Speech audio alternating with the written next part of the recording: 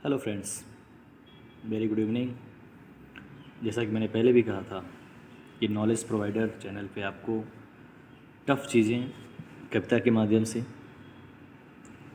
सरल शब्दों में और ऐसी कविता जो आप बहुत आसानी से याद कर सकते हैं। तो चलिए आज हम भारतीय संविधान की जो 12 अनुसूचियाँ हैं उनको एक सुंदर कविता के माध्यम से याद करते हैं। हालांकि मैं कवि नहीं हूँ और बस शब्दों के साथ थोड़ा बहुत पकड़ है, उन्हीं के माध्यम से मैंने ये छोटी सी कविता का रचना किया है और आई होप कि ये बड़ा काम आ रहा है। सबसे बड़ी बात तो मुझे पहले खुद याद हो गई और ऐसा याद हुआ है कि जैसे लगता है कि एलकेजी में जो पोएम याद करते हैं ना, आज तक वो याद है, ट्विंकल ट्विंकल लिटिल स्टार, ऐसे ये बिल्कुल याद हो जाएगा। तो समय बर्बाद न करते हुए बिल्कुल हम भेजते हैं, देखते हैं। पहले राज्य फिर पैसा, तब कसम खाना है। कितनी सुंदर पंक्तियाँ देखें, पहले राज्य फिर पैसा, अर्थात पहले राज्य यानी पहली अनुसूची में क्या है, हमारा संघ है, संघ के घटक राज्य हैं।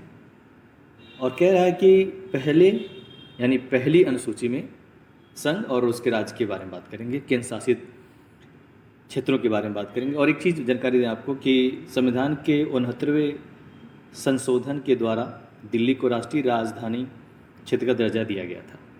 तो ये भी आप याद रखेंगे, बड़े काम की चीज़ है ये।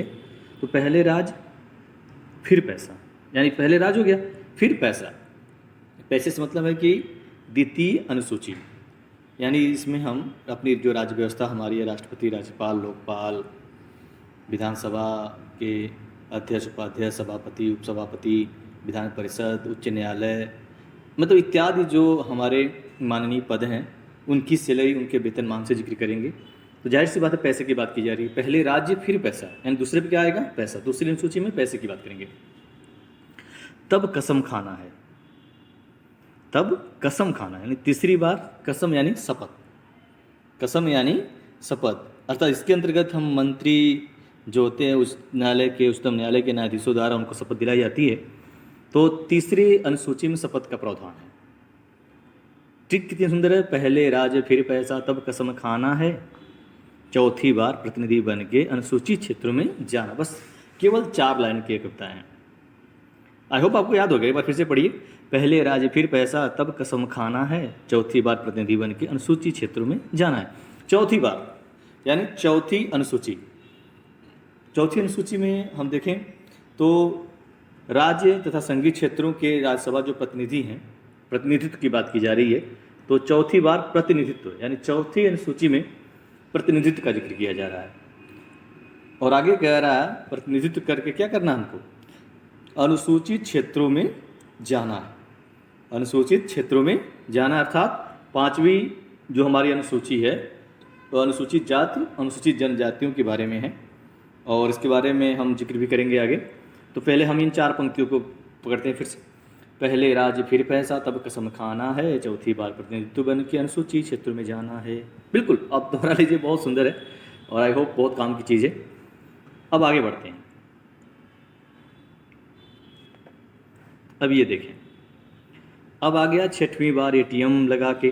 क्या सुंदर बात है, 6वीं यानी 6वीं अनुसूची की बात की जा रही है कि 6वीं बार एटीएम लगा के, एटीएम मशीन पूरा अगर शब्द बोलें तो, हालांकि एटीएम से काम चल जा रहा है लेकिन इसको एटीएम मशीन बना सकते हैं कि हमारी जो 6वीं अनुसूची है इसमें एटीएम असम, मेघालय, त्रिपुरा और मशीन मिजोरम, ये जो 4 राज्यों के अनुसूचित क्षेत्रों के प्रशासन के बारे में प्रावधान है।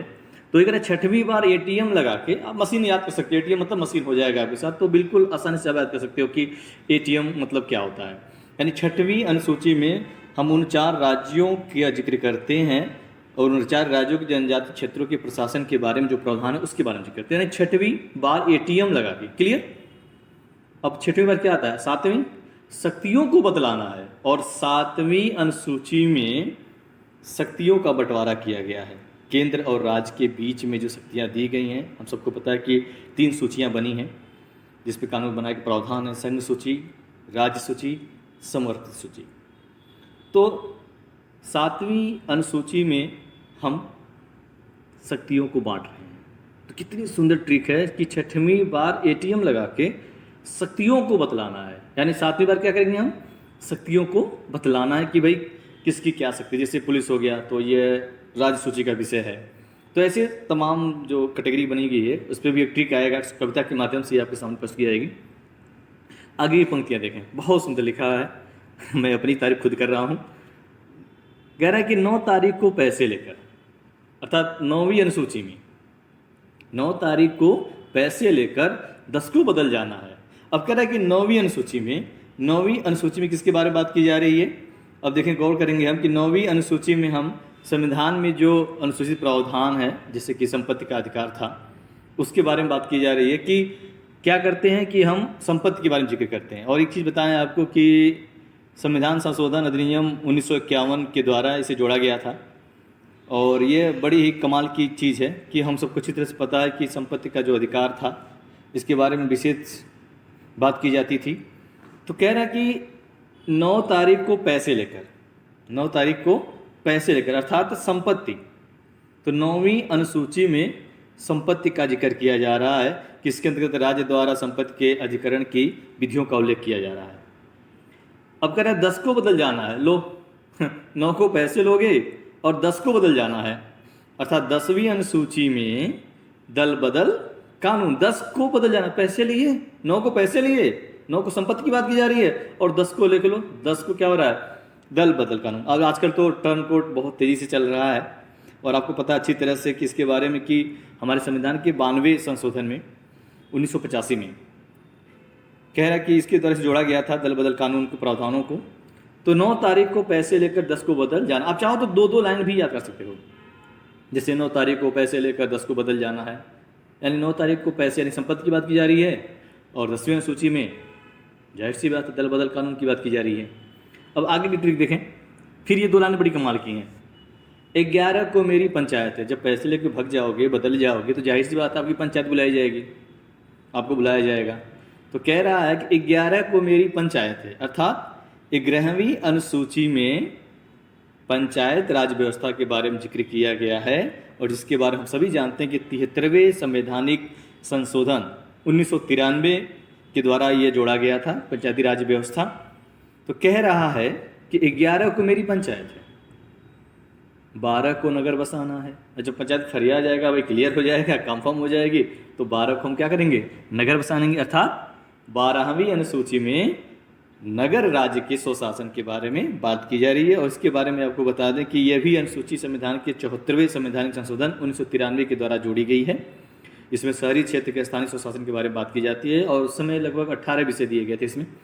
तो 11 को मेरी पंचायत है, 12 को नगर बसाना है और धीरे धीरे ऐसे ट्रिक को याद करते जाना है। क्या बात है, फिर से एक बार देख लेते हैं कविता को, एक रिवीजन करेंगे तो बहुत अच्छा रहेगा। पहले राज फिर पैसा तब कसम खाना है, चौथी बार प्रतिनिधि बन के अनुसूचित क्षेत्रों में जाना है ना कमाल की बात। 6वीं बार ATM लगा के शक्तियों का बतलाना है, 9 तारीख को पैसे लेकर 10 को बदल जाना है, 9 तारीख को पैसे लेकर 10 को बदल जाना है। आगे की मत क्या थी, आपको याद होगा, हाँ बिल्कुल वही लाइन, 11 को मेरी पंचायत है। भाई जब 10 को पैसा लेकर बदल जाओगे तो पंचायत बुलानी पड़ेगी ना। 11 को मेरी पंचायत है, 12 को नगर बसाना है, 11 को मेरी पंचायत है, 12 को नगर बसाना है। बहुत सुंदर प्रयास किया गया है। आई होप फ्रेंड्स आपको भी ये पसंद आएगा, क्योंकि अक्सर हम अनुसूची को भूल जाते हैं और बहुत जल्द मैं आपको ऐसे ही कविता के मतलब फनी कह सकते हैं आप, मैंने पहले भी कहा कि जिक्र किया मैंने कि मैं I am not a poet, तो लेकिन ये है कि बहुत जल्द मैं संविधान संशोधन के ऊपर कि पहला संविधान संशोधन, दूसरा, तीसरा, चौथा और कि उसमें क्या क्या किया गया कविता के माध्यम से आपको समझाऊंगा। तब तक के लिए आई होप आपको ये पसंद आएगी। अगर वाकई अच्छा लग रहा है तो वीडियो को लाइक करें, सब्सक्राइब करें। Thank you.